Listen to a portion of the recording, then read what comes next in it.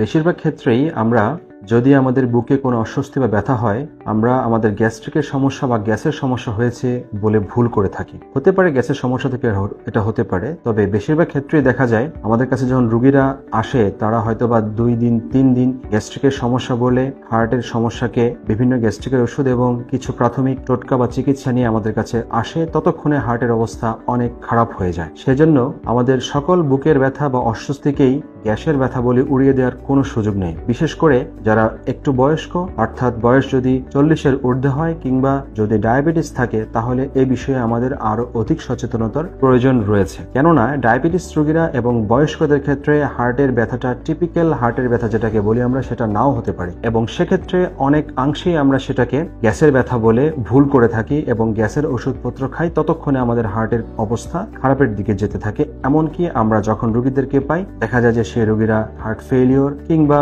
মৃত্যু সজ্জায় অনেক রোগী আমাদের কাছে এসে থাকে। তাহলে আমরা কিভাবে বুঝবো আমাদের হার্টের ব্যথা নাকি গ্যাস্ট্রিকের ব্যথা? প্রথমত বলে থাকি, সাধারণত আমাদের যদি বুকের মধ্যখানে কোনো অস্বস্তি বা ব্যথা হয়, তাহলে এটাকে কোনোভাবেই আমরা শুধুমাত্র গ্যাসের ব্যথা বলে উড়িয়ে দেওয়ার সুযোগ নেই। তাছাড়া আমাদের বুকে ব্যথা বা বুকের অস্বস্তি ভাবটা যদি কখনো কখনো আমাদের বাম হাতে বিশেষ করে কিংবা আমাদের গলার কাছে, কখনো কখনো ডান হাতে কিংবা কখনো কখনো আমাদের এই চোয়ালের দিকে ছড়ায়, তাহলে সেটা হার্টের ব্যথা হওয়ার সম্ভাবনাই অনেক বেশি। এই জন্য এরকম কোনো সিমটম দেখা দিলে শুধুমাত্র গ্যাসের ব্যথা বলে গ্যাস্ট্রিকের ওষুধ না খেয়ে আমরা তৎক্ষণাৎ কোনো আশেপাশের কোনো ডাক্তার কিংবা বিশেষজ্ঞ হৃদরোগ বিশেষজ্ঞের কাছে যদি আমরা যেতে পারি কিংবা ইসিজি করতে পারি, তাহলে এই বিষয়ে ত্বরিত একটি পদক্ষেপ নেওয়ার সুযোগ থাকে এবং বেঁচে যেতে পারে অনেক মূল্যবান প্রাণ।